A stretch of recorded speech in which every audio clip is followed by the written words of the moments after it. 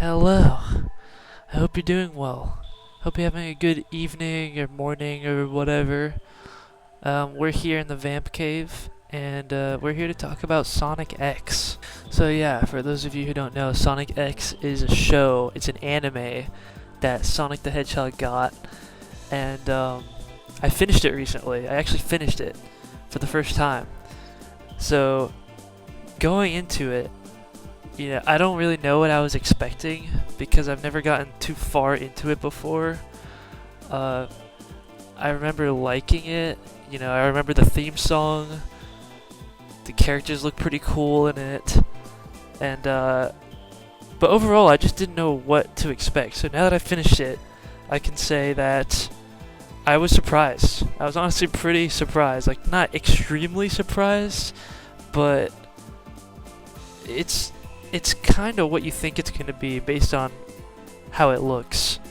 I was surprised by how much I enjoyed some of the character interactions, and some of the more emotional moments hit kind of unexpectedly. And honestly, this is one of my favorite Sonic portrayals ever. Like, this is Sonic the Hedgehog. So let's actually talk about that. Sonic's personality in this is kind of a specific flavor of him that I haven't really seen before.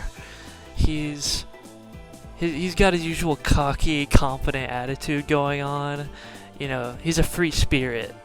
He's always running around. He's doing his own thing most of the time. Like, when a lot of the characters are having fun together, he sometimes just wants to run around, run away and do his own thing, chill under a tree or on a roof or something. But what surprised me about Sonic in this show is he's kind of a degenerate sometimes. Like, there's a couple moments where he's kind of a scumbag. Like, I remember this one moment in the baseball episode where Chris missed his bat swing, and Sonic was like, I can't whistle, but that was freaking funny. But yeah, I also really love Eggman in this. He is like the perfect amount of menacing and extremely goofy. It varies from episode to episode. Like, I really like his interactions with his two robots, Deco and Boko. Their banter is honestly the funniest part of the show. I always look forward to when Eggman and his robots come on because they always have something goofy to say to each other. I really like Tails in this. He's so cute. And Team Chaotix with Vector, SBO, and Charmy are really charming in this one. They have like a few episodes to themselves, and I really enjoy my time with them. They're really entertaining to me. I gotta say, like, one of my favorite parts of this show is the low stakes episodes, and my top 3 episodes are Cruise Blues, That's What Friends Are For, and Sonic Scream Test is my favorite one.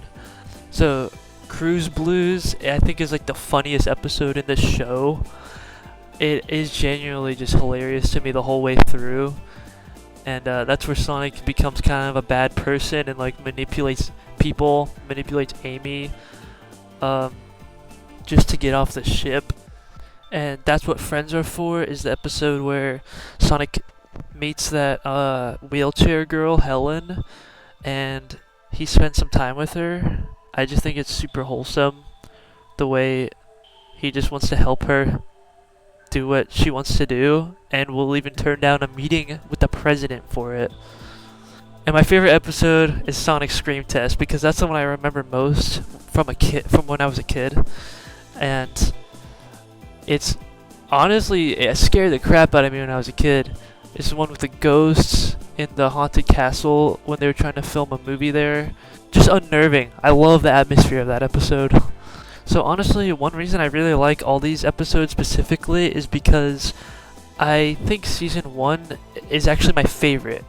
And that's because of the low stakes feel of the early episodes. I prefer the slice of life stuff in this show more than the high stakes like world-ending stuff.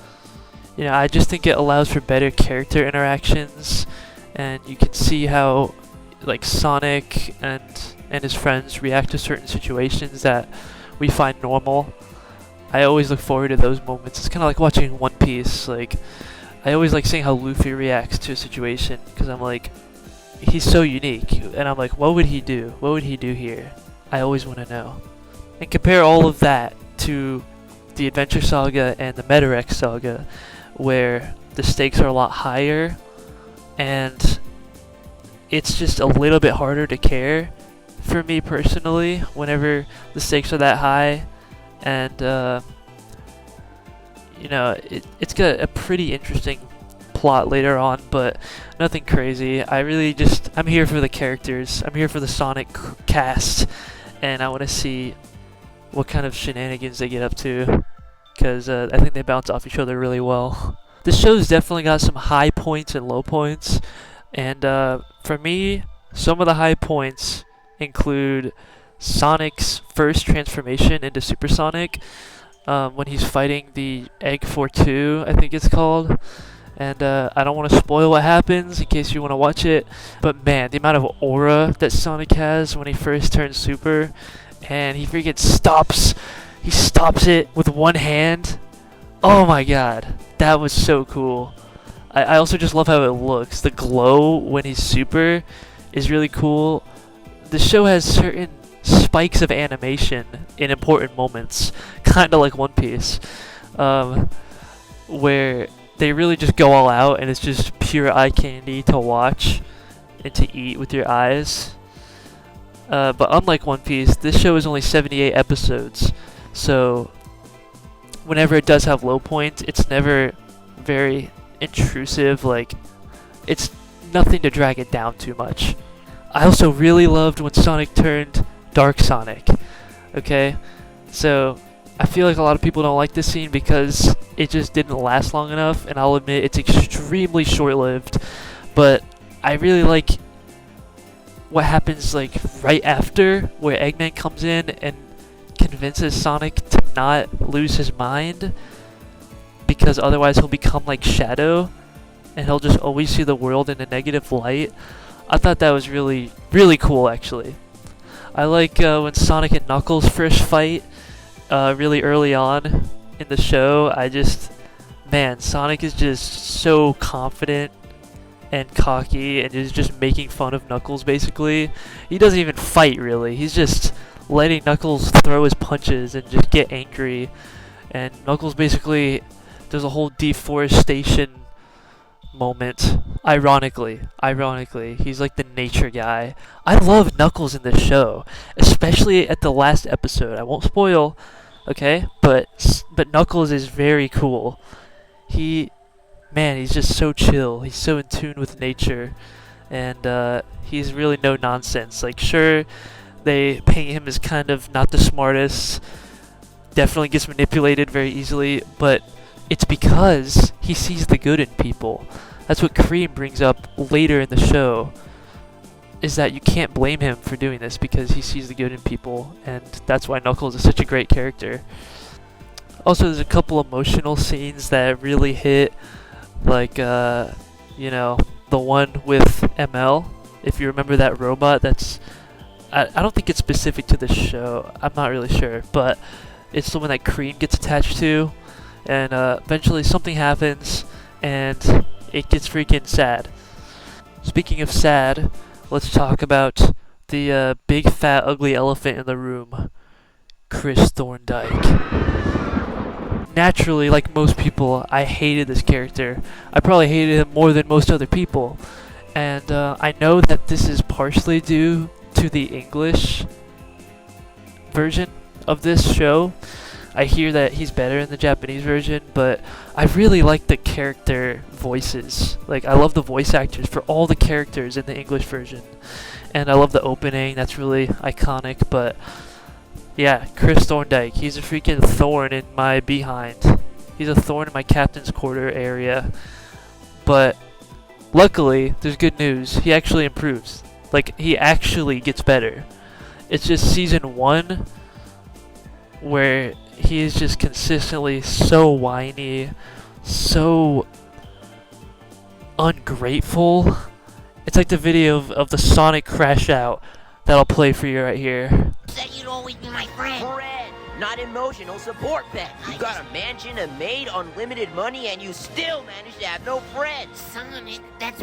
Like, he really has everything, and still just wants to kidnap Sonic.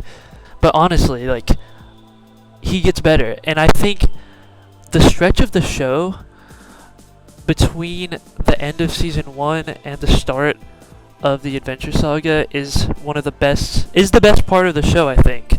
The stretch where Chris is absolutely at his worst, and then at his best. I won't say what happens, but that was also the most interesting part of the show in terms of Sonic himself, because of how he treated the situation. Like, he was so silent and was just going along with things, and anybody else would have just said, "Stop it, what are you doing, you freaking nerd?" But he's just waiting and waiting, and when Chris eventually asks, "Why haven't you said anything about what I just did?" Because what he did was horrible, okay? It was evil. And Sonic says something like, "Well, I was waiting to hear what you had to say about it." Like, he just accepts people for who they are. And he was willing to stay behind if Chris wanted him to, just because he was his friend. As annoying as he is, he just stuck by him. Because Sonic's a great person, you know? But let's talk about the arcs after Season 1. I'm talking about the Adventure Saga, Adventure 2, and then after that, the Metarex Saga, which is what the rest of the show focuses on. So the Adventure arc spans for like 6 episodes. Adventure 2 also spans for 6 episodes. So you can just watch the show to experience those plots instead of playing the games. That's good for me. And then the show's true original plot starts, the Metarex Saga, which does not take place on Earth at all. Like, Season 1 does the stereotypical thing where your characters go to the real-life planet Earth, and, you know, we got all these people there, and real-life infrastructure, but I've seen this before. I'm in real life, okay? But it was still fun to see how the characters react to real-world situations, like I said before, and that's where the Adventure and Adventure 2 sagas make sense, because those stories were also originally, I don't know about on Earth, but yeah, basically on Earth. There were people and a moon, you know? But so the Metarex Saga, let's get into that. Okay? This is a spacefaring adventure starting on Sonic's world, where they have to take out these people who are trying to rule the galaxy, and these people are very powerful. They beat Sonic when he's in supersonic form right at the start, and they take the planet eggs out of a planet, which is the planet's entire life force, so that the planet just starts losing all life once it loses its planet egg. So these guys want to collect all the planet eggs, do some crazy big old plot, and rule the freaking galaxy. So I think this plot is actually pretty decent, and it goes into some pretty interesting places.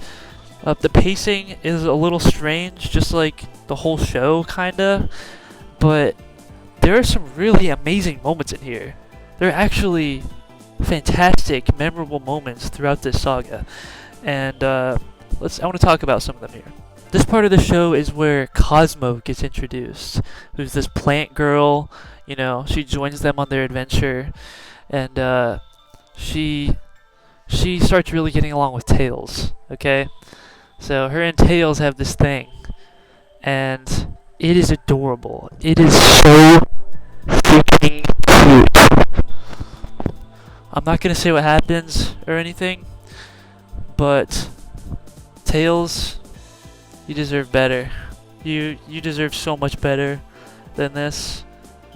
I mean, she's great and all, but please, let Tails find his true love. He needs it. But yeah, most of this saga is just taking place in space, usually bouncing between different planets and stuff.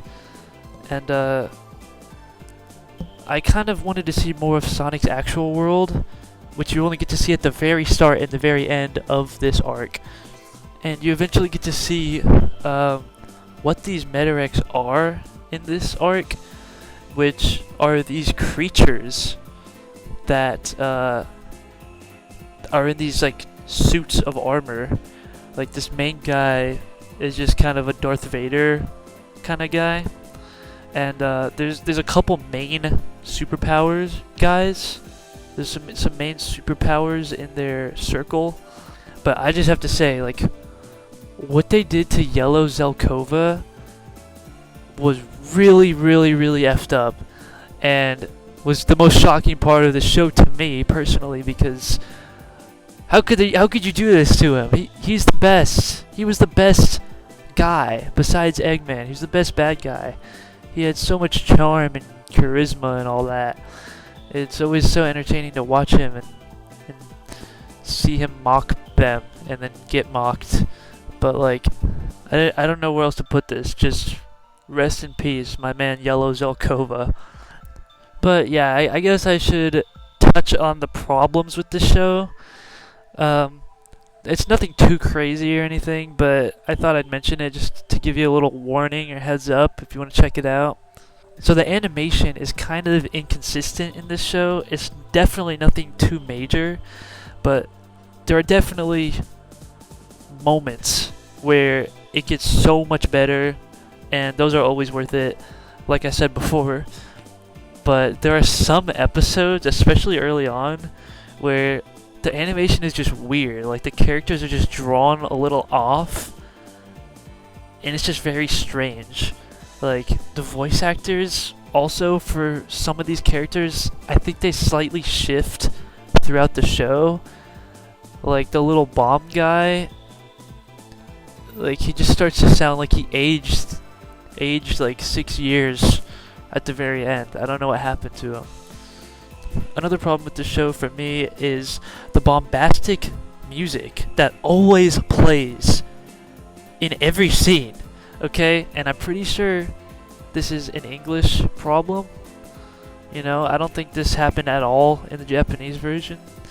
But, man, like, they really love to just make music super loud and in your face in a lot of the scenes.